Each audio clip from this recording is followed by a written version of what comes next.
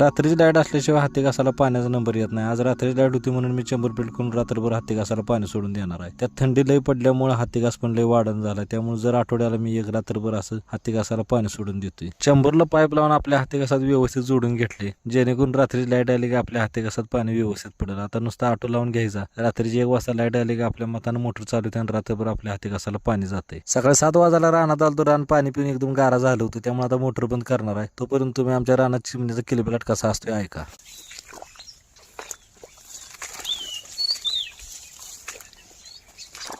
गव्हाच्या रानात येऊन लई दिवस झालो होतं, कारण पाणी पाजायला काय वडील असं, त्यामुळे इकडे यायचा काही लई योग येत नाही. पण आज वडिलांनी मला गव्हाच्या रानाच्या कडेची वैरण आणायला सांगितले. म्हणताना मला या रानात यायचा योग आला आणि येऊन बघतो तर गहू आपला कमरेला लागलाय. हे श्रीराम 111 नावाचं बियाणं आहे. गेल्या वर्षी नवीन बियाणं आणून पेरलं होतं, त्याच गव्हातला औंदा पण बी पेरले. ती नवीन बियाणं काय आणलं नव्हतं, पण जुनं बियाणं असलं तरी पण गहू मात्र चांगला आलाय. कुठे बघा तुम्हाला 1 नंबर दिसायला लागले त्यामुळे औंदा गव्हाला उतारा चांगला पडला असं वाटतंय. आणि ह्या वर्षी गव्हाला औषधं पण काय लई मारण्यात, एकच कीटकनाशक मारले, तेवढ्यावर जेवढा गहू आलाय. जे महाराजा विचार होता पण तो पण आता काय मारत नाही, कारण गहू चांगला दिसतोय आणि हे गहू कवा पण आपल्याला खायलाच ठेवायचा, त्यामुळे काय औषध मारायची गरज नाही.